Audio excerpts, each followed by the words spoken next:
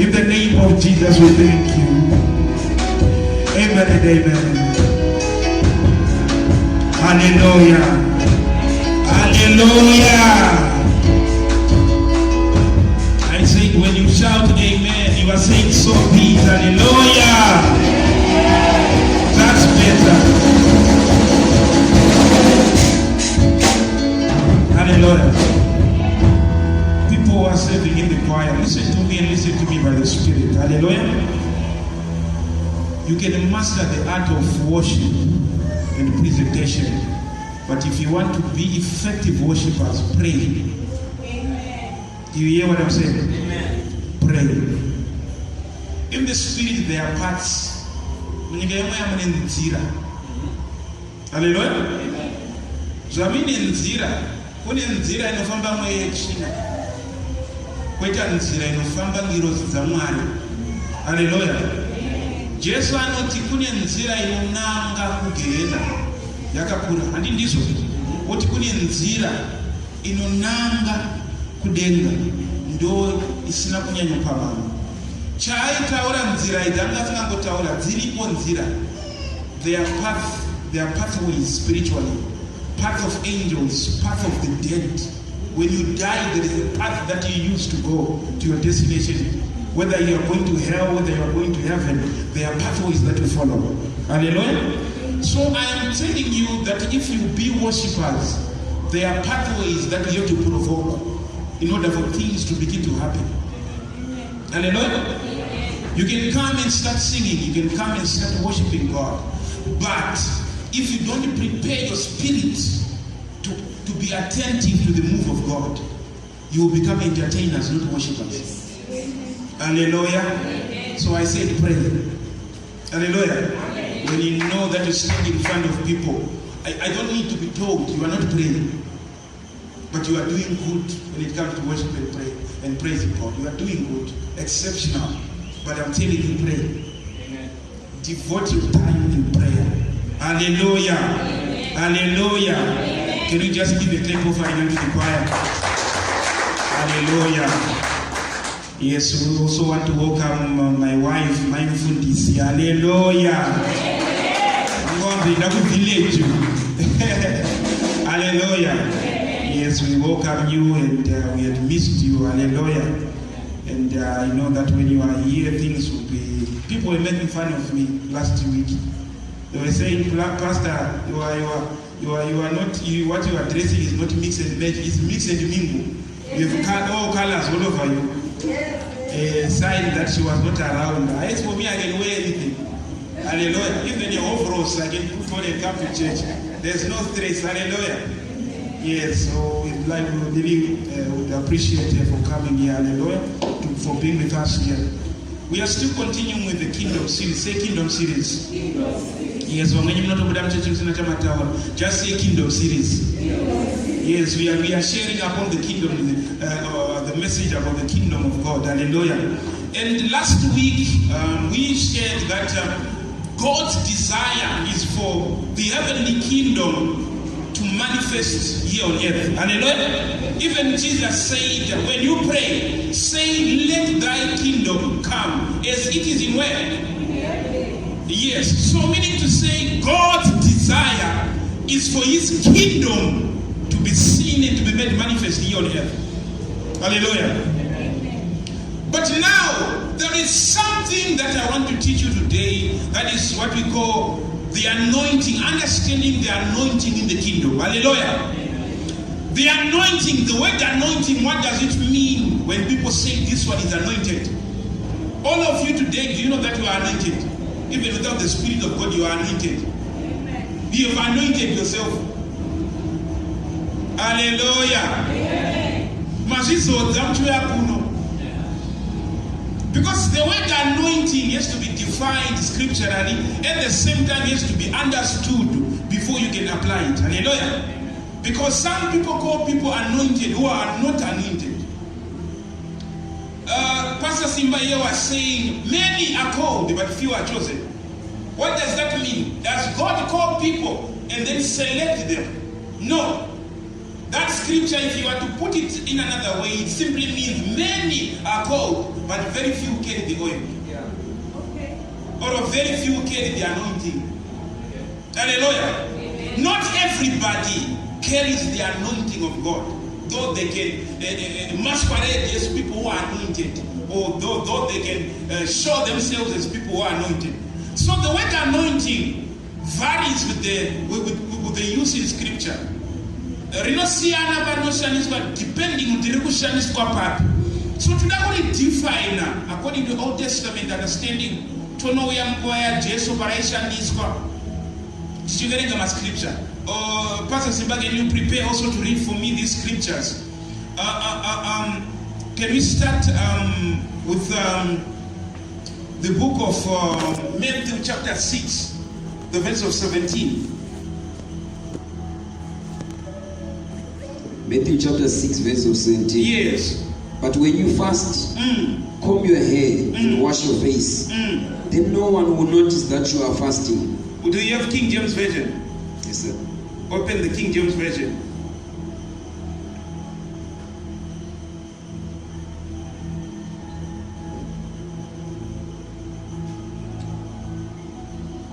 Hallelujah. Are you there? Do you have Bibles?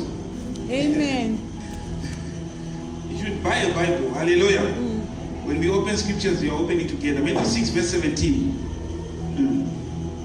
Matthew 6, verse 17, King James Version. But thou, when thou fastest, anoint thine head and wash thy face. When you fast, anoint thy hair. Hallelujah. Meaning when you are fasting, you don't have to show people that you are fasting. But when you take mafuta wazora, wazwanointa. Hallelujah. Because it's really good anointing can mean applying oil upon your body. Apana chemwe ya chawaita but wazwanointa. Hallelujah. Saka ndozviri kutaurwa naJesu kuti kana mageza matsanya wageza usafambe muromo wakatsenyuruka kuti vanhu vaone kuti watsanya. Anoint yourself with the oil and comb your hair. Hallelujah. Kare kare vasedhusi navafarisi vaiti kana vachitsanya vaenda mumakona emastreet vanatotanga kuratidza kuti ndakabhedha chasi ndakakuwara nemutsanyi vanhu vachipfuura so vachidedzera kuda kumana vanhu ndevemweya. Hallelujah. Ndozvakauya zvakaramuka naJesu akanzi kwete kana wakutsanya geza and then you anoint yourself. Saka izwi rekuti anointing can mean kungozora mafuta, applying oil and lotion, whether wazora Nivea, Vaseline, grease kana mafuta edori kuanointa. Hallelujah. And then kozosvika pekuti tinoshandisa anointing oil to anoint objects. Zvinoita tunokwanisa kuanointa mota yako, kuanointa imba yako, kuanointa zvaunoshandisa kubasa chaiwotora tuoili kuita nongobata woita se. Taizoona kupisi, taizoona munguva yaMozisi ainzi naMwari tora vhurai Leviticus chapter 8 verse ya 10. Ainzi tora oili uanointe zvinhu zvinoshandiswa mutemberi zvese zvanga zvine anointi yanga zvinayo. Ndosaka vachiona kuti pazvakatorwa zvakaenda kuBhabhironi mambo mumwe ndokufarisa ndokutora chinhu chakazodzwa ndokutanga kumwa hwahwa achimwira imomo nepfambi ndokungobuda ruoko kumadziro ndokunyora kuti mene tekere fasimo kuti umambo wako wagumira pano nekuti abusa zvinhu zvakaanointwa to use in the temple of God. Amen. Chandiri kuzvitaurira izvi nekuti vanhu vanoda kuanointwa.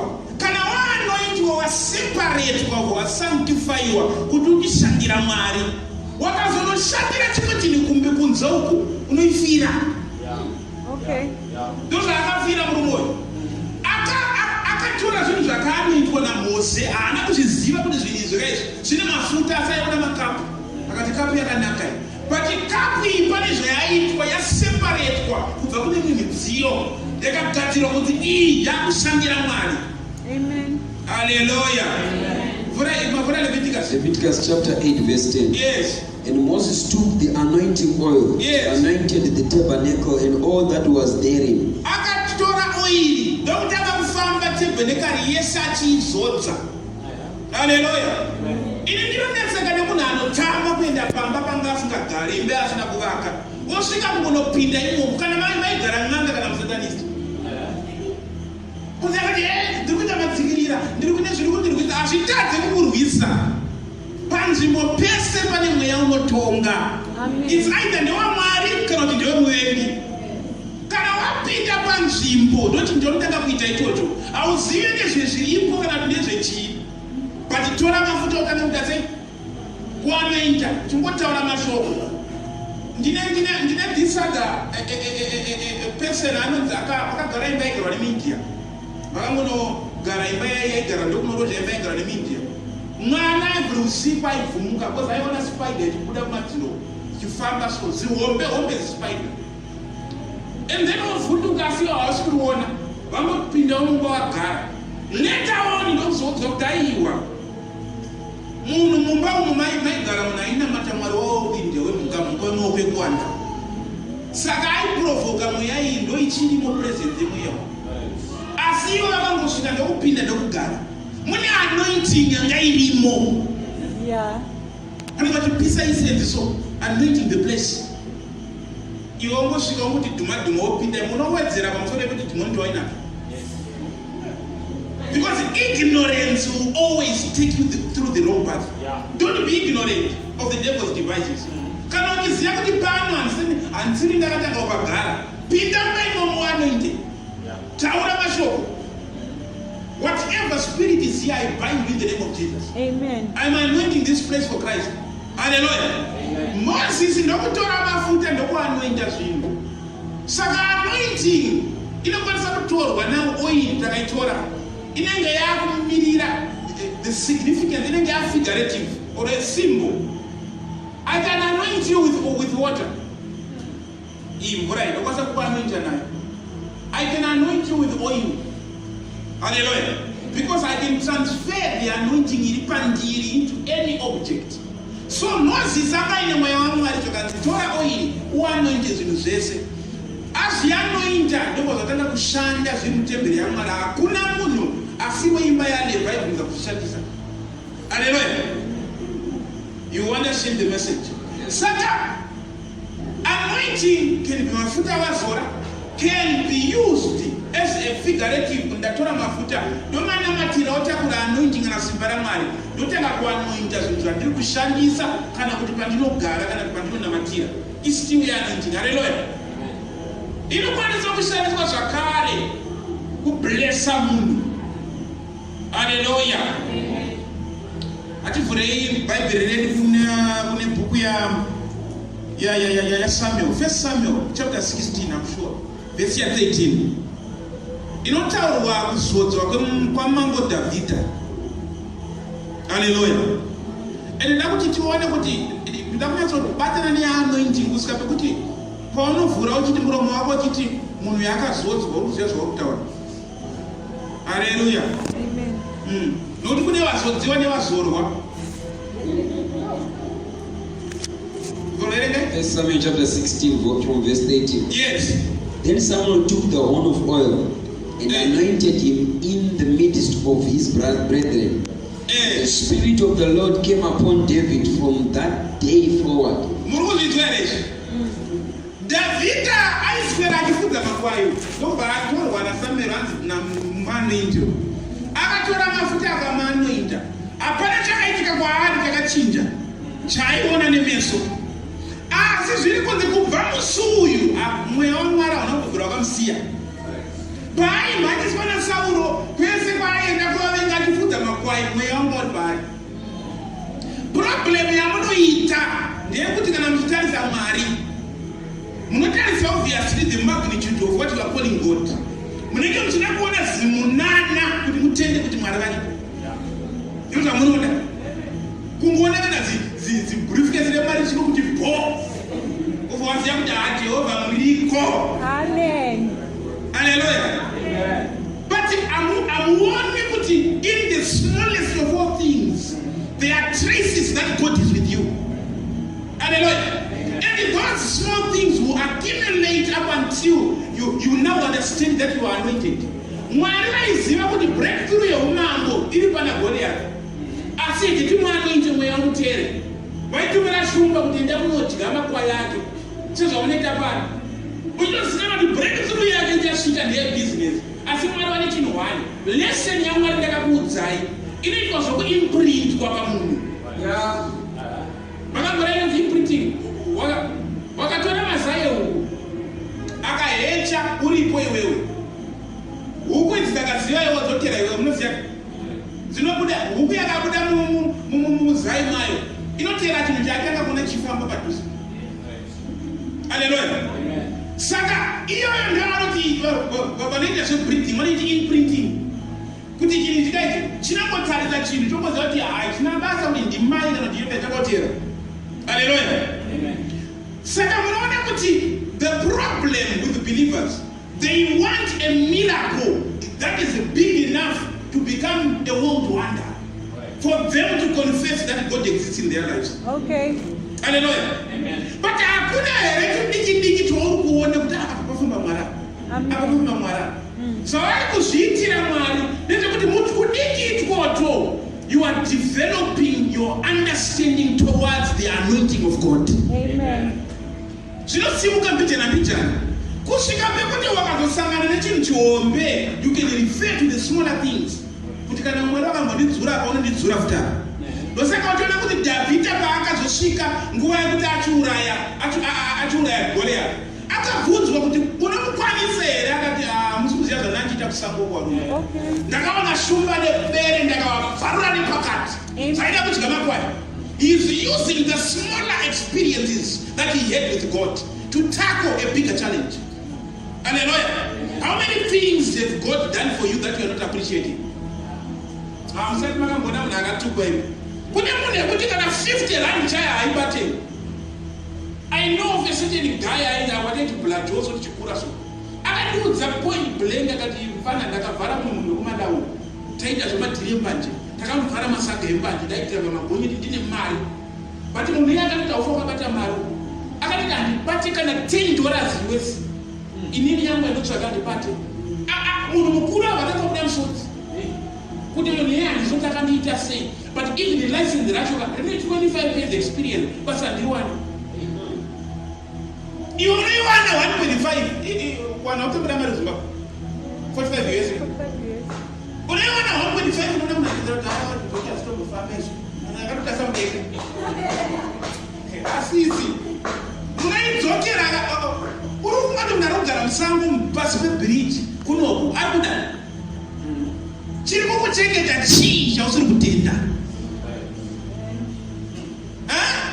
Izvozvi mune mhete ripisiki iripo ivika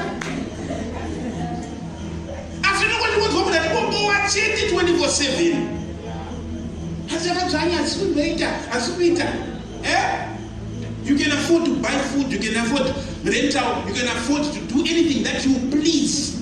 Muchibuda izvozvo mune kupakiwa mumapizza asi uri kubowa futi kuti Mwari hapana zvauri kuita. Hallelujah. When you understand the anointing of God, pane chinokuchengeta. Ayo pana umwana kuti wakasangana nawo so wachikudza usati wamunamatira unomukumbira kuti ndiri kumuromboenda tisati ndambozvigadzirira inini ndozvokunamatira. Nekuti type yemweya iye kasvika wandirwisa nini zvinopanipa. Amen. Uchiona munhu achikuudza kuti no zvese ndinogona but azvikufamba achikubata koiwe tikutenda izvi. Hallelujah. Amen. I was calculating, just looking at average. With what you make or what you are earning here in South Africa, whether you are house girl, whether you koroba, whether you nungamarara, we just say, wakasobatenza mari yamunobata. Kama vishamisi panopera mwezi chapa panopata between 8 to 10,000 or more. Cheap on the back to US, net almost like 4 to 500 US per month. That you are making. But you know what was on that meter says that? Chienda useri wedu kwa chora kutakomana ka na mama makadunga yembe ziri kwanza hapa. Chimwenda timotumira hapo tu tukopa bana. People who are degree they are earning $45. Amen. Why can't you count your blessings one by one and begin to appreciate that God is taking care of you? Hallelujah. Amen. Saka David akashandisa the smaller experiences. Mwari ndokumurambidza kuti vaiziva kuti munhu iwayo anofanira kuzoita mwoyo wekuda vanhu vari pasi pasi ndokumutumira vanhu vakaboka nezvigamba. Chiri kuitwa izvo chiri kuitwa nemweya. Kana Mwari vakuda kuti vakuratidze kuti uri anointed, havakutumire vanhu vane mari unonyepera. Vanokutumira vanhu vasina. Iwewe kana une zvodzo unofanira kuiwana. Amen. Ndozvakaitwa Dhavhidhi akaona anotsvaga hondo, anoona varume vakadzvokorowa nemadhadha.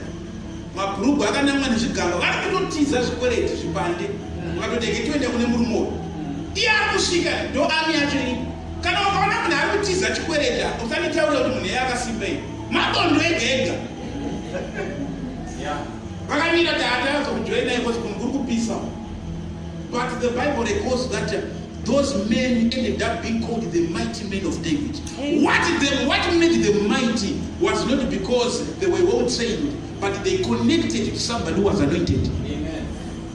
Hallelujah. Amen. So the anointing can vary, and anointing, alright, purpose anointing chi chawakazodzero. There's anointing in the New Testament chi. Because the Old Testament, anointing area cheda. Wakalenga mapisara mapite wanda kuti anochema kuti nzanitorera anointing yeyi. Meaning what I told wakanokaita sinabasa. Hallelujah. Amen. Samson audzwa rusagero paakagerwa yakaramba iripe. Yeah. But iwewe manje pauri pese ilipo. Jesus. No, musiyana musakachidzi ngirozi nemaprofita akare. Aimene kudokwaira kuda kuona iwe kuti unenge uri munhu akaita sei asingatizwe nezodzo raMwari. Amen. Zodzo rekuti rauraya vamwe iwe ndoraoneke uinaro. Uinaro kudaro kanjani kubowa. Chai. Pese paone mukana chete kupomulena. Hallelujah. Ndobvunza hangu mubvunzo, une zuva here rawakamborarawo nenzara? Kwete. Une zuva here rawakamboti wanyatoshaya zvokuti hauna kana kwete, but hazvikumboita chenda. Unoona kuti you have to separate ambition from progress. Amen. Okay. Pane ambition, wakafamba neziso reambition, you will never appreciate even people who are around you. But wakataka kuona kuti am I not progressing? Vamweni mama vakadzimba muri mahoskero. Hallelujah. Vamwe venyu vakabreka mabhariya chaiwo ekuti pamwe ndo vakatanga kuona basa nemusoro. But still you don't appreciate that the anointing of God is upon you. What you don't appreciate, you will never realize it, you will never see. Hallelujah. So usinga appreciate afokachiona. Hallelujah. Ndisaka mchite mwari wati kana maakumuda nita kunotsvaga nita you go on a pilgrimage. Taka kutenderera kuti no ndinde kwanzi ndiri mbonotsvaga mwari. No, kutsvaga chawenacho. Ngoti ausucha appreciate chete. Hallelujah. Saka, what does the anointing do? What is the anointing of the New Testament? Hallelujah. Saka, the anointing simply means to smear Zora. And it is all. And then can I talk about New Testament? Now we move in Acts chapter 10, verse 38. No verse that gets about post Acts chapter 10, verse 38. I would appreciate people when I put a poster in that's how we can move together. Hallelujah. But okay, now we can know about scripture in day. Acts chapter 10, verse 38. Acts 10, verse 38. Yes.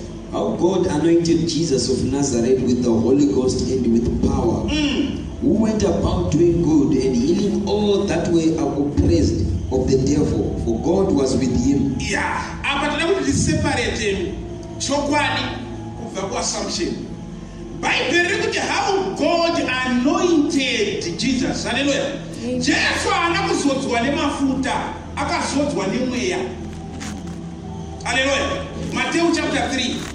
Johani mbhabhatidza achimubhabhatidza achikomusimudza mweya ndokubva wadzika ndobva wamhara paari. Inzwi rekuti anointing kuNew Testament ndo inzwi rinoreva kuti Christ or Kristo. Kristo zvinongoreva kuti spirit upon. Haisi senemu yaJesu kuti Jesu Kristo.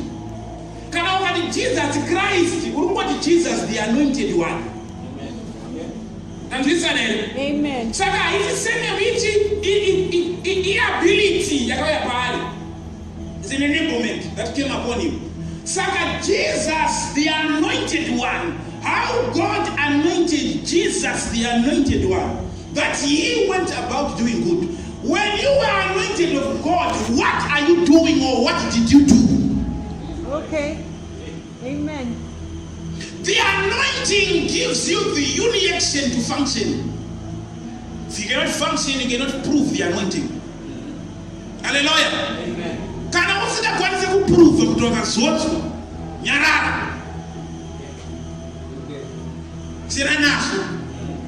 Because vanokuzwa Samson mai wake ndokuzwa kuti yagero. Nekuti anenge aine mweya anointing pari. Ndokuvazva. Paisangana nemasituation anointing aiprove kuti iripo. Waingotsvaka chekunhonga kuti vakomana pane vanhu vakafira dhonge unonhonga shaya yedhonge. Odanura vanhu 4,000 vakatrainwa neshaya yedhonge. Kwete kuti shaya ndoine kurova asi pane anointing iri kuprove kuti handidone zvine zvakadai. Amen. Hallelujah. So when you claim that I am anointed of God, you tell me how many battles you've won. How many devils have you confronted? And they have said that we are not so meet up. Or go gara to chill. Yeah? Gara to chill. Because hakuna muna akazotwa mBhayibheri asina chakaita. Hakuna. Kubva kuna Jesu wacho kumunzi mweya wagara paari. Pamwe pesa paitoramba ukaverenga John chapter 2. Mai vakamuti waini yapera pana. Toita sei? Zvakanzi musandinetse nguva yangu asati yakwana. Yaiti nguva isati yakwana ndeipi? Sandazodzwa. Musi wazodzwa wagarwa nemweya ndobva aenda murenje Matthew chapter 4 ndobvapinda mudesert. Imomo Satani ndokuuya akamutadza because pane zodzo. Sei mweya chine chikujairira wakazodzwa. Amen. Nokujairira sei? Nekuti vandinoziva Satani akauya mune akamuconfront akamutadza. After that he went about doing good, healing the sick. Proof that he is anointed of God. Amen. The question is, if you are anointed of God, what are you doing for God? Because you are not anointed to become a potato kitchen or what do you call that? A potato couch. Or somebody who just sits around and you claim that I'm anointed of God. No! The anointing is you are enabled. The symbol of God mudziyo chaiwo wayanongwa naMozisi waibva wawana basa mutemberi watotsanangurwa kuti wakushandira Mwari iwe wakazodzwa kuti udii chiudzeyo. When you say I'm anointed, what are you doing? Nekuti muanointing, alright, rega ndikuidai so ndikupurekere anointing andinati anointing inomirwa nemweya musene kunyute sabini. Asi kana Jesu otaura anoitaura iri figurative ichimirirwa nemvura. The living waters. And it is so. Out of your belly shall flow rivers of living waters. Hakuna kana arikuda rwizi unupamura. Pachainzi rwizi mweya wa Mwari wekuti kana watenda ndokuonaona uchikuda mauri. Meaning to say the concept of a river inside of you. I anointing inenge yakubuda because you are acting upon something. Hallelujah. Saka mvura signifies the anointing when Jesus is saying so. Tinozoona kupi? Mvura John chapter 4 verse 14. John chapter 4 verse 14.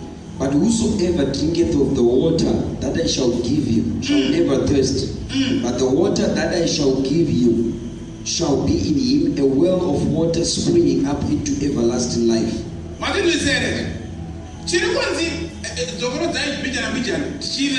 Verse 14. In John chapter 4 verse 14. But whosoever drinketh of the water that I shall give him shall never thirst. But the water that I shall give him shall be in him a well of water springing up into everlasting life. And the moving version.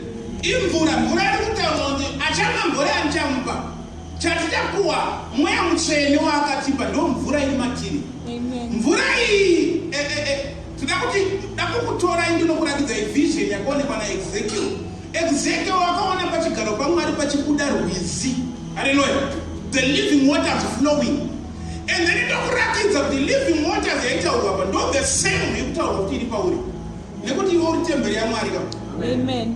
Kana kuti kutemberi yaMwari kune rwizi rwaibuditsa mvura ropa upenyu richienda ndo zviri kungotaurwa futi kuvereka iyi First Corinthians chapter 12. First Corinthians chapter 12.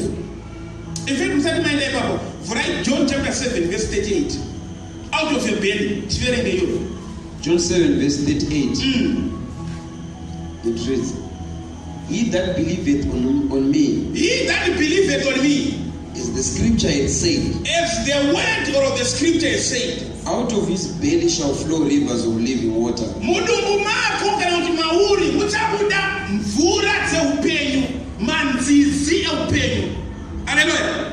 Saka zvikutaurira kuti zviri kudenga ndo zviri kungodiwa pauri. Amen. Kana kudenga kuchibuda pakagara Mwari pari kuti ndo pavanogara ndo mutemberi mavo muri kuti pachigaro pavo panobuda mvura. Iwewe futi unonzori temberi yaMwari mauri munofanira kubuda mvura yeupenyu. Haleluya. Amen. Zviri kubatika nezvi. Tinoda kuti tivhure bhuku iyi. Vhurai bhuku yaEzekiel chapter 47 motanga pavhesi ya 1. Ezekiel 47 from verse 1. Afterward he brought me again unto the door of the house. And behold, waters issued out from under the threshold of the house eastward. For the forefront of the house stood toward the east. And the waters came down from the right side of the house, at the south side of the altar. Verse 2. Then brought he me out of the way of the gate northward, and led me about the way without unto the utter gate by the way that looketh eastward. And behold, there ran out waters on the right side. Verse 3. And when the man that he had the line in his hand went forth eastward, he measured 1,000 cubits, and he brought me through the waters. The waters were to the ankles. Verse 4. Again he measured 1,000, and brought me through the waters. The waters were to the knees. Again he measured 1,000, and brought me through the waters, and were to the loins. Verse 5. Afterward he measured 1,000, and it was a river that I could not pass over, for the waters were risen waters to swim in. Hallelujah. Kukura kweanointiyo with the time iri kubuda from a certain place. Ndokutanga kumezhwa ndokuna inisvika mumabvumu. Ora ndenge ndikuudze chinhu ichi. Hakuna munhu ana anointing yakawanda kupfuura mumwe. Functionality ndo inosiyana. Amen. Muri kuzvinzwisisa?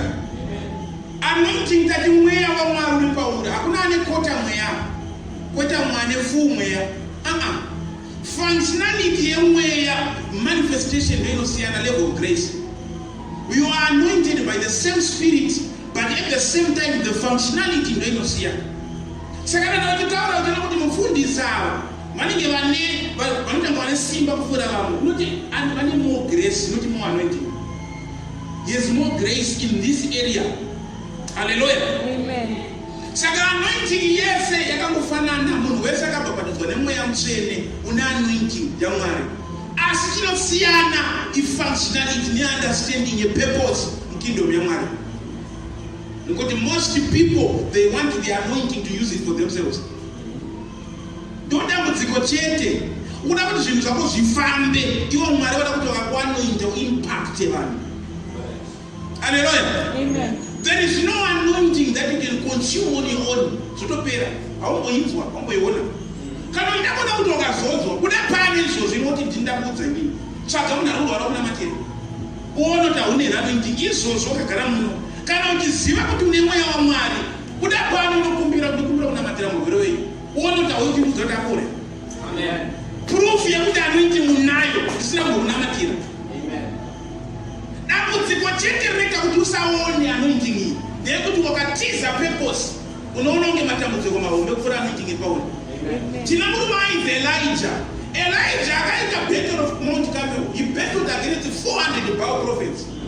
and akakunda pabed of Mount Carmel nekuti akamirira Mwari akadedzera kuti kana Mwari vari Mwari ndavadaire nemoto. Zvinonzi vakatora bhuru ndokuisa paaltar. Maprofita aBhaari akadedzera akazvicheka hapana kubuda moto. Elijah ndobva azosvika akati dirai mvura pamusoro. Ndokudira mvura 4 times ndokuti Mwari ndokudaira ndokunaisa moto ndokunorova ndokudya bhuru racho nematombo nejecha. Simba rekuti munhu ane anointiwa. After that ndobva angodzwa naJezebheri kuti ndoda kukubata semubatiro waita maprofita angu mukucheka mutsipa. Hana ndobva yarova mukomana ndobva aita sezvake. Ndobva atiza ndokunogara mugomo. Atangogara mugomo ndokutanga kuchema sizvaunoita iwe. Mwari onai vanhu vako ndandivenga. Aizve kwa iwe hausiri wenhu wambouraya 400 wakutiza munhu wani. Kochambomira newe chinotadza nekumira newe apa. Haleluya. Mwari vakati handishandiri marabishi akadaya. Simuka ipapo inonanoita Elisha ufe. Uende ndokutora ubvepa. Because havasi kuda munhu ari kuita zvaari kuita izvi. Anoti akazodzwa panouya the temptation that is fighting against the anointing or the nature of God iri paari anotiza. Haleluya. Tinoda vanhu vekuti munhu akakuudza kuti inini ndoenda kun'anga iri pano basa rinopera ubva watomudza kuti wakada kutamba neni hauri batika na 100. Ichipwe izvozvi nditaura uripo. Mari yese unoshanda ndokuudza kuti unoibirwa iyo. Ende anoibirwa kana kuti uchirevesa anoibirwa. Reason chauri kutemba ndechiripo. Sei vanhu vachitemba nen'anga kupfuura vanhu vanotemba naMwari. Amen. Ausina wambonamna nemushonga muhomwe iwe. Anoita kunge akapedza zvese mukaruza ndichi neduma randinaro. Pati munhu ana Mwari kubabaike kukone kutya. Mwari haashandi nevanhu vane mweya wokutya nekuti haana kutipa mweya wokutya. God did not give us a spirit of fear. Hallelujah. Saka Ezekiel akaona mvura ichibuda nepasi pedhoo. Mvura iyi ndokutanga kupfuura malevel as it goes further. Ndoda kuti munoverenga kuti the same Revelation chapter 22 verse 1. John anoona kuti the same thing. Anoona denga iyoyo rinonzi denga idzva kana nyika idzva ichazouya. Munenge muchiyerera mvura iyoyi ndozvaakaona kuti. Revelations 22 verse 1. Yes. And you showed me a pure river of water of life, clear as crystal, proceeding out of the throne of God. Ichibuda pachigaro chaMwari mvura. Anointing, life flowing out from the presence of God. Ndozviri kudiwa naMwari pauri. Out of your belly shall flow rivers of living waters. Hallelujah. Mwari vakuda kuti denga zvariri kudenga ikoko ringoya pauri nengomhara. Hallelujah. Proof yekuti uri mwana wavo. Haleluya. Saka John ndakuona kuti mvura ichiyerera. Aiona mvura ichiyerera iyi. This is the anointing. This is the spirit of God that is flowing into people. Hallelujah. Mvura Psalms 1. Muverenge Psalms 1. Ndinoti chi. One chinoseparate vanhu from anointing. Chinoita kuti vanhu vazongorikana vaita kunge asitombori mutenda utomboona kana chomweya pari. Psalms chapter 1. Blessed is the man that walketh not in the counsel of the ungodly. Akaropafadzwa uyo anofamba, who walks not in the counsel of the ungodly. Anopuwa uchenjeri nevenyika. I've heard so many people vekuti vakamutaurira kuti no, when you want financial breakthrough, there is no prayer that can give you financial breakthrough. Give. Zama kana waneta nekunamata uchatanga kupa. If you want protection from your finances, honor your tithes. Mabasa anotijikira mari yedu ndase chienda kun'anga anonzi makwati. Okay. Kana vasina kubvisa makwati vanokubvisa iri mombe. Nekuti vanoziva kuti no, ari kuda protection yegore reso. Bvunza vanoenda ikoti havasubscribe vanopera gore. Inongotorwa iri the 100% tithe pamombe kunzi mupei 1 mombe pagore. Panopera gore mudzoke kuno. Hakuna principle inopfuura kuti uwane mari kana financial breakthrough inokujambwa kupa. Amen. Kana waneta nekunamata ndozviri kudzinapinda Psalms 1. Akarambafadzwa akutafambe mukanselo yevanhu vasina umwari. Kana uya mukingdom yaMwari anoti aiwa zvemachinji zvinonetsa kuti vanhu vanozokutorera mari asi kunamatira mari.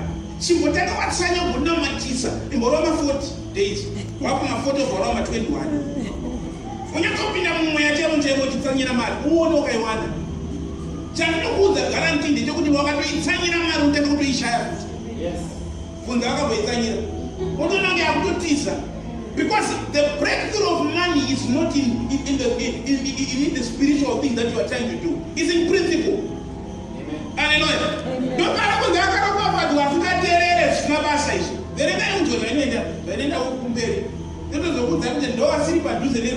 Blessed is the man that walketh not in the counsel of the ungodly, yes, standeth in the way of sinners, nor sitteth in the seat of the scornful, but his delight is in the law of the Lord. His delight is in the law of the Lord. Anofanira shoko la Mwari.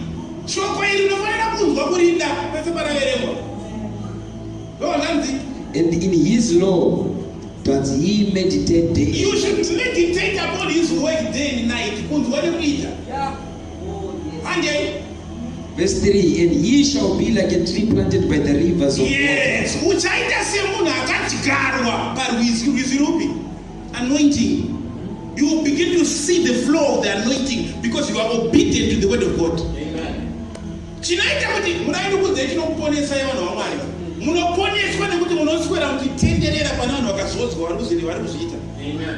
Some of you are very disobedient. Chinokubatsirai kuungana pane vakazodzwa.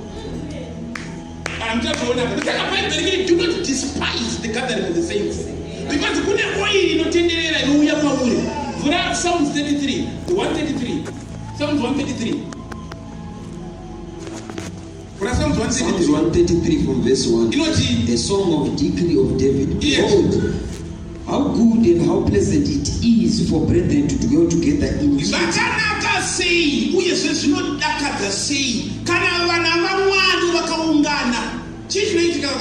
It is like the precious ointment upon that rained down upon the beard, even Aaron's beard.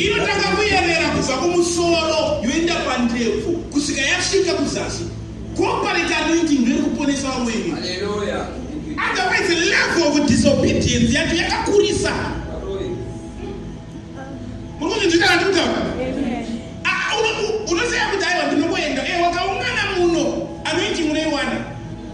because so the blessings of the anointing, you will see them. But the question is, when you are alone, can you battle better? Can you fight better when you are alone? Can you pray? Can you stand against challenges of the pastor? If the answer is no, question your level of obedience. Like I told disobedience and witchcraft are two the same things. It's not an insult, it's scriptural. So you know, when God is judging disobedience, He will judge it together with the people who are committing witchcraft. The level of obedience will determine how close you are with the anointing. The anointing you honor is the anointing that will save you. Hallelujah. Amen. Honoring anointing, I want to fuga mira mfundisi. Yeah. Kutu wakashika tu wote kumendo kufuga moja hii wakani. Madrama yale. Mshanienda na madrama na ashibadali. Kana ta utaona honoring anointing, alright, ngati vurenya ya mshuna maitu. The Shunammite woman, the Shunammite woman. 2 Kings chapter 4. The Shunammite woman, akaona munhu wamwari akapfeka masilipas, alikwenda kunoparidza. Munhu wamwari, alright, anozodza ndiani? Ndiani anofanira kuzodza? Unofanira kuzodzwa nemunhu ane mari yake kuti uite mari. Sei kana muchiita makataridza mufundisi, munoti aiwa mufundisi zvemabreakthrough edzimba hako, because nemota nemari hako, enda kun'anga. Kunganga kune munhu ari mukamba akapfugama kunge kudaisvo, asi imomo ndio munobuda mandavhare kurombo. Saka kana zvichiitika kun'anga zvinotadzika nepane munhu wamwari. Munhu wamwari haatariswe otarisa bhutsu oti bhutsu yakabhenda. Unosiya munhu akazodzwa woenda kunozorwa nekuti kufamba nezvizvo. Haleluya. Saka zviri kutaurwa apa, mukadzi uyu akangoona munhu wamwari achifamba neroti. Haada kuona kuti uyu munhu wamwari nekuti dressing yacho anenge akapfeka kasutu nekabhatyi kana zakabata kabhaibheri, vangasiko mabhaibheri. Zvinonzi akangoenda I perceive in my spirit that you are a man of God. Ndiri kunzwa mumwoyo mangu kuti uri munhu wamwari. Mwari. Amen. Akamudza. Verengai musi. 2 Kings chapter 4 from verse 1. Now there cried a certain woman of the wives of the sons of the prophets unto Elisha, saying, Thy servant, my husband, is dead, and thou knowest that thy servant did fear the Lord. And the creditor is come to take unto him my 2 sons to be bondmen. It's 2 Kings. 2 Kings chapter 4, Verse 1. Verse 1. And then 8. Verse 8. And it fell on a day that Elisha passed to Shunem, where was a great woman, and she constrained him. This woman was great.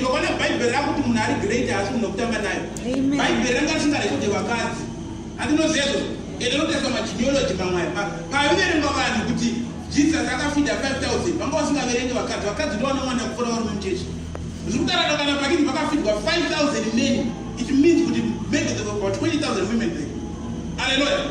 Saka zviri kunzi mukadzi yanga ye great woman, munhu ane zvinhu zvake zvakakwana, haasi kuda mari, haasi kuda rubatsiro rwekuti atiti no, munhu waari kuona achipfuura pagedhi achifamba ndokunzwa mumwe vakati aiwa uyo munhu munhu waMwari. Verengai. And it fell on a day that Elisha passed to Shunem, where was a great woman, and she constrained him to eat bread. And so it was, that as oft as he passed by, he turned into thither to eat bread. And she said unto her husband, Behold, now I perceive that this is an holy man of God, which passeth by us continually.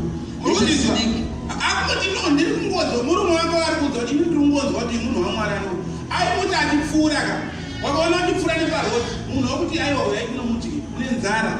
Amen. Kutooneka kuti zvina zvinakumira chikafu. Asi munhu ane agenda yekuti akaanointwa ende ari kufunctiona. Chinhu chiri paanointing ndekuti wakazodzwa wakasafunctiona inokupisa anointing. Amen. Jeremiah akati the word of God is like fire shut up in my bones. If I keep quiet it will burn me. Hallelujah. Amen. Pisa munhu akazodzwa unofanira kufunctiona. Haleluya. Saka uyu murume uyu wakabva waona nemurume wake zvakanzi aiwa munhu anofira kumberi pedu apa tichimupa chikafu tambomupa chikafu tazviona asi ndiri kunzwa kuti munhu waMwari. Ndokubva murume ati akanamata akatenda zvichizvozvo ndokubva vavaka imba ndokuisa imba pamusoro. Kare kana vachivaka dzimba dzemaJudha imba yepamusoro ndo yaipiwa first born child, yepakati ndo yaigara mhuri dzese, yekupedzisira yepazasi ndo makazvarwa Jesu kwete mudanga.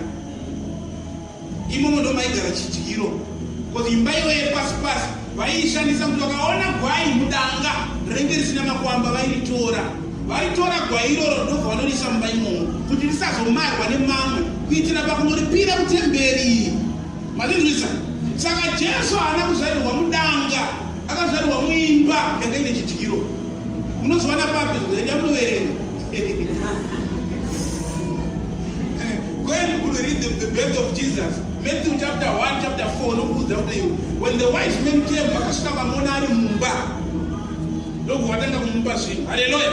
Asi imba yake yanga ine chidyiro nekuti yaichengeterwa kamhuka kanenge asina makwamba. Zvichireva kuti Jesu aifanira kupinda imomo nekuti ndo mhuka yanga yasarudzwa naMwari kuti irevere chivi zvako.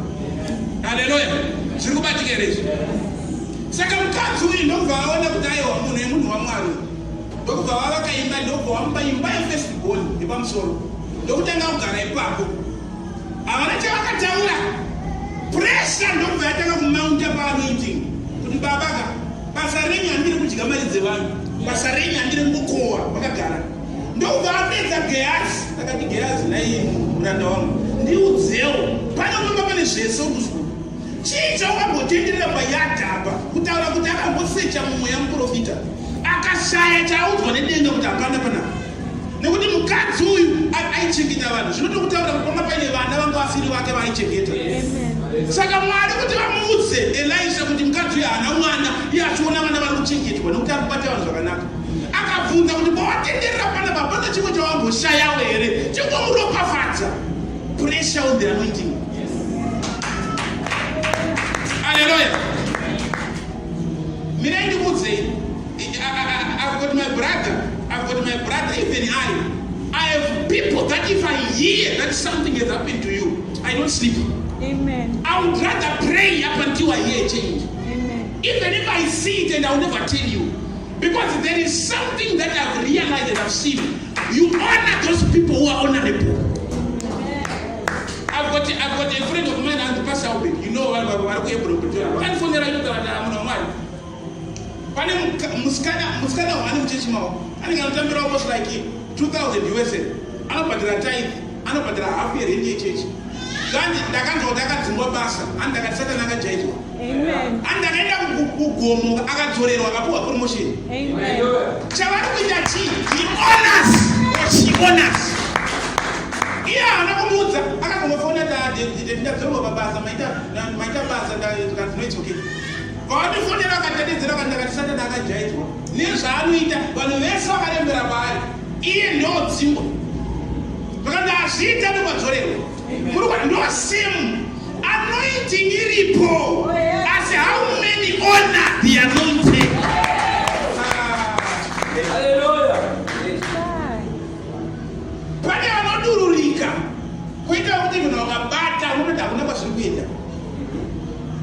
Because of level of disobedience, they are only greedy for gain, but they do not function in the kingdom.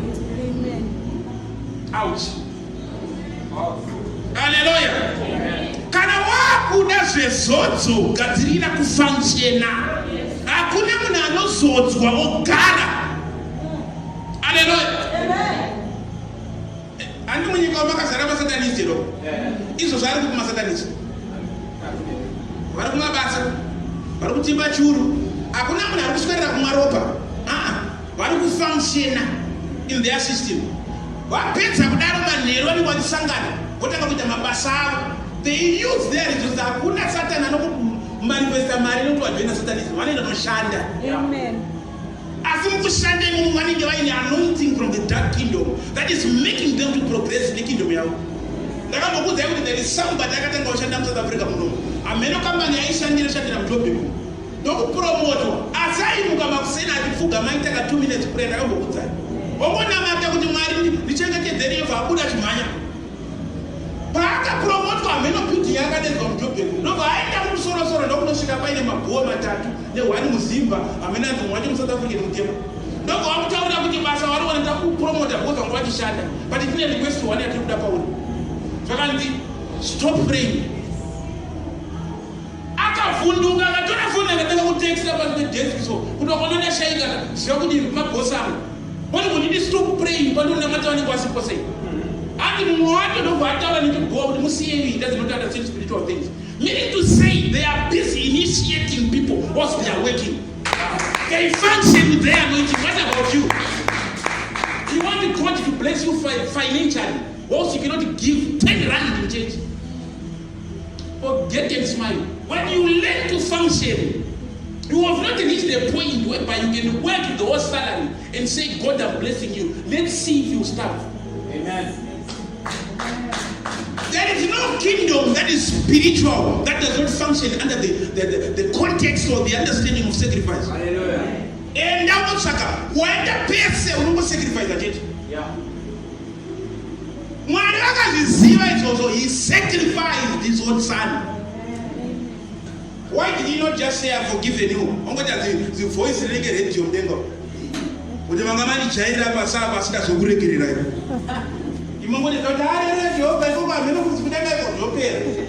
but he understood the principle. Amen. But if I am to make sure that these people have been forgiven, somebody has to go on the cross. Somebody has to be sacrificed. And you are here because of Christ. Hallelujah. Amen. When you know you are not disciplined financially, forget about praying for finances. Amen. Hallelujah. Amen.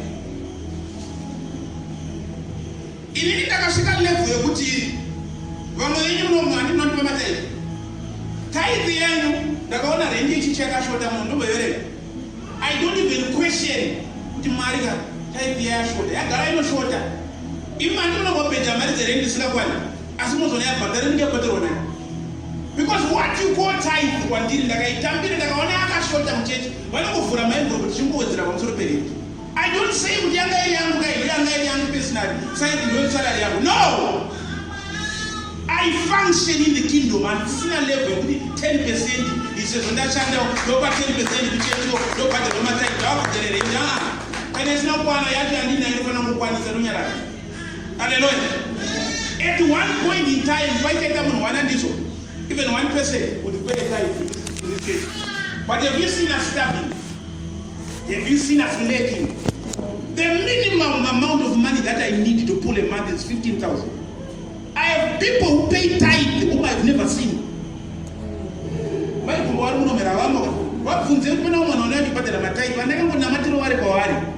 they honor, but I don't see, I've never seen their faces. Amen. Somebody is coming to rob a blessing. Was my own children, my very own, 2-3 years with you. You cry over the same thing. Hallelujah. Amen. Understand what I'm teaching you. Hallelujah. Amen. And implement it. Let's see if God will leave you. Prove him. When God dares you, dare him too. Amen. But okay, that's what you do. I also do it. Hallelujah. Hallelujah. Andina cannot be tithe. Andina. When things of God are not moving, I give what I have.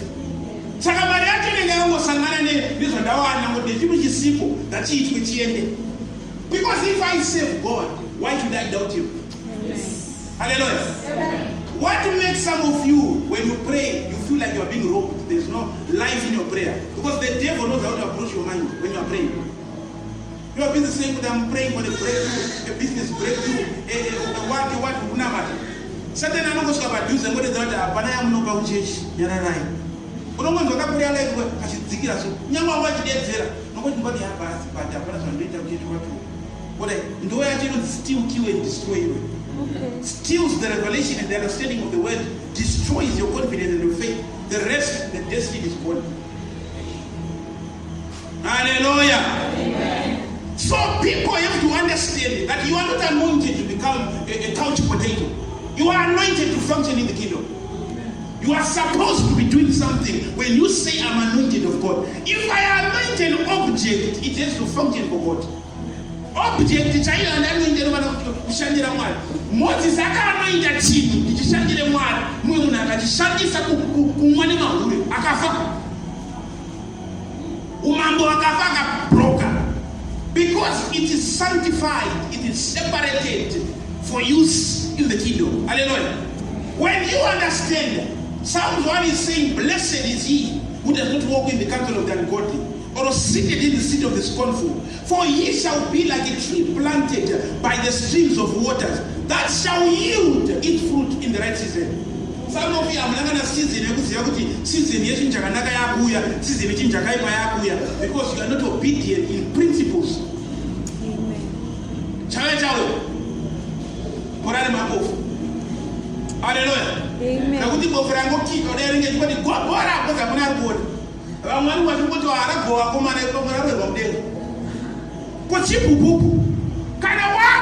How to meditate on God's principles. It's not easy. That's why Jesus said, if you want to follow me, carry your own cross. Meaning crucify the flesh and its desires. Then you can follow me. The desires of the flesh is to accumulate, it will never give. Nyama ifeka nyama ifeka ita kimchakanata. And another person na revelation. Paita okunze. Panosanga na kudenga. Unaona kuti the dominant word person paita papaona John is kudenga. Right? Angels were given much essence. Yeah. The word give is more dominant. And another kwa akaenda kudenga. I had somebody who was telling me of an experience that kind of thing. And when I entered into heaven, I saw my relatives were eating the Mariko. But in India, they were looking over around 35 youngish. And I didn't move. But the first thing that they would offer, and they would say to pay. Because giving is a kingdom principle. Okay. Hallelujah. When you want to identify that you've got the kingdom of God upon you, see how open your head is. sauti chaiyo, sauti. Apa Mwari vada kutesa kuti anointing iri kushandei. Uyopera sauti yemunhu next door okangana kuitenga. Kungogogodza padhoo pako. Vachida kuti vaone kuti anointing iri kushanda here. Makadini kukumbira sauti ndaiwa tichidza naye wasauti akuru. Otovhara kuti nhasi watangana ndikumbira sai. Pesa kwairi kundimhoresa. Ndavasiyane neni. Denga robata gotsi nengiro zotako mwana haisati yakushanda anointing. Angoriwo munhu njee. Haleluya. Kungotora 5 rand inoita sauti inoita 5 rand. Kuti handida kudirei ngonotengai. So ndorinoya anongoti ndakuenda kwamunoenda kuchechi. You have advanced the kingdom because you functioned. It is in the little things. The kingdom of God is hidden in plain sight. And it's only for doers, not hearers. Hallelujah. Saka, kana wati ndakazodzwa, I will ask you, where are you functioning? Urikuitei. Elijah aiparidza asina chainacho. Gehazi aiswera naElijah. Hapana chakanaka kuzara nemaperembudzi. It's impossible to be in the presence of the anointing and earn nothing and gain nothing. Amen. Because he will disobey the very same person who I know.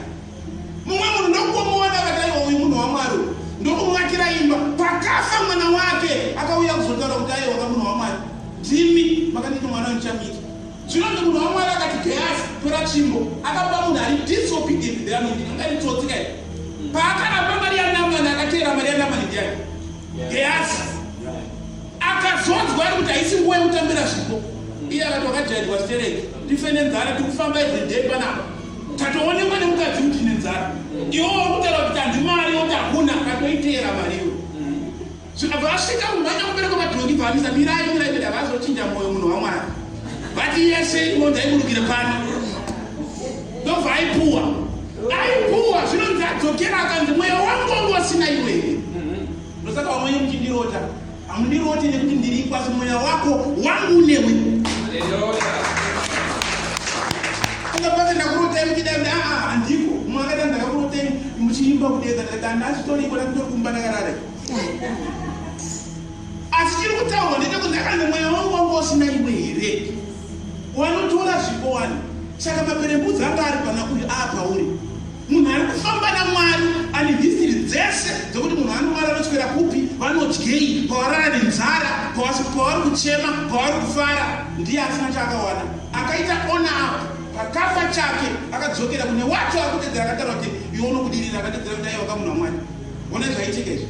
Zvinonzi wakaenda Elijah ende paakafamba pacho paitora mazuva. Zvichikutaura kuti akasvika munhu yaakunhuhwa aora, asi akasvika kamumutsa mwana iye. Amen. Because the lady knew whom you honor. That's the anointing that flows in you. Hallelujah.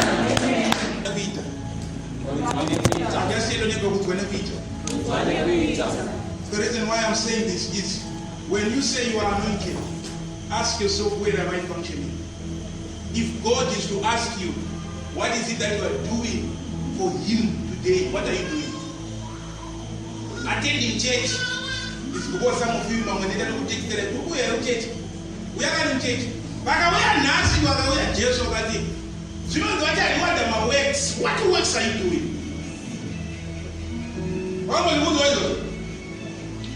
God will judge your works, but He will reward the works.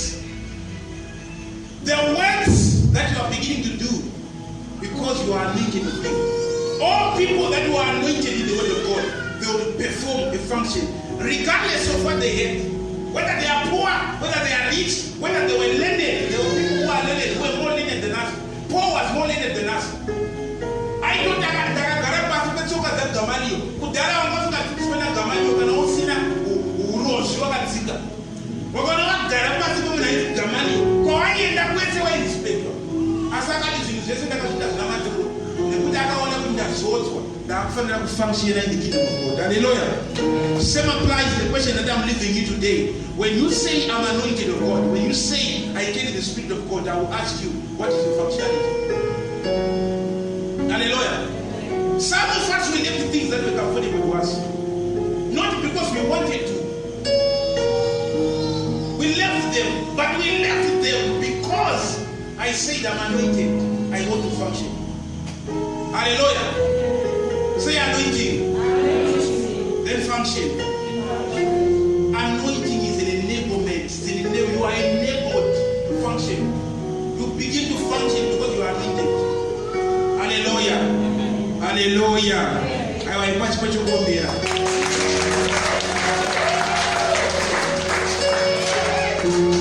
It's a hard message, but just let it fall. Hallelujah. You know that I'm Mama Pizza and I'm Pizza. Because there are no methods yet. Hallelujah. Hallelujah. As you wait out the water, the money made. Because this season, I refuse that you remain the same. You need to know what I'm going to do. Hallelujah. You cannot do the very same things that you were doing last year and expect different results. It will be madness for us to think that things will change if we don't change the way that we approach the things of God. Hallelujah. This year, make it a mandate. I made it a mandate. I make changes on things that I will be doing. That are personal, that God I'm going to approach, this is what I'm going to be doing. Because there are also certain things that I'm also believing God for. Hallelujah. Amen. So I'm also putting that burden on you. That burden function in the kingdom become your burden. I know the certain men are in a man every day. The Bible says that God would give you a single person each day of parity. A true evangelist, not by title, but by action. Hallelujah. If you say you are a choir member, do you pray that I'm going to open up the heavens for people? Amen. You say I'm a leader, I'm a deacon. Think of Philip. Philip used to go and heal the people. My pastor got tell my children. He would open up avenues. Go and start doing great exploits. What if Philip end up on what was end up on Papa picked up as a daughter? Because he was anointed in Acts chapter 6 to function. When you are anointed, you are supposed to function. Hallelujah. On the 4th, I'm going to anoint people after I've taught you about the anointing. Amen. Because I've seen that I've been wasting the anointing. Because some people don't even understand it. Hallelujah. Amen. Come. We are messing one anointing. What are you function? How would it? Who could represent the kingdom of man? Amen. Where's the goal? Someone which is hallelujah. Amen. Praise your head to the name. Gracious God, I thank you. Bless your holy name in the mighty name of Jesus. Thank you, Father, for the people that are here. Thank you, King of Kings. Thank you, Lord of Lords. That, Father, as I declare the word of God, may your anointing begin to flow with them, in them, through understanding. May they begin to function beyond measure in the name of Jesus. May it be a transformed church, a transformed branch that will stand forth for the kingdom of God. In the name of Jesus, I pray. Amen and amen. Hallelujah. That's our quote about the anointing. Today we are talking about being anointed to function, understanding the anointing. Next week we are continuing on the kinds of anointing. Mama anointing yana kuoneka asomenya mtatu bakumazi yokunde autoziva kwani zonoko itoona masaini kuti no ndine zvandakazonzwa. Hallelujah. I still remember sometime this year somebody invited me and I was sleeping in their room. When I began to pray, I was sensing in my conscience that this house there is spirit in this house. So I just woke up and I started praying. And when I started praying, it was in Mbana Shiba. I just saw a light from Majiro. I did not ask myself, I just knew that spirit has left. And I never did. But I continued praying. But I looked around and there's no window. There is no light that is coming. Where did that light just came from somewhere and it stood there? After the person said, at one point in time, I found us over market. And I'm a choker. No, there's something that I saw here. Then I started praying, and as I was praying, I was just moving around. I saw a light just stood on the walls, and then it left through the window. Amen. Hallelujah. Amen. I'm anointed to function. Say, I'm anointed to function. I'm anointed to function. Check it. You are anointed to function. Check it out there. Thank you very much.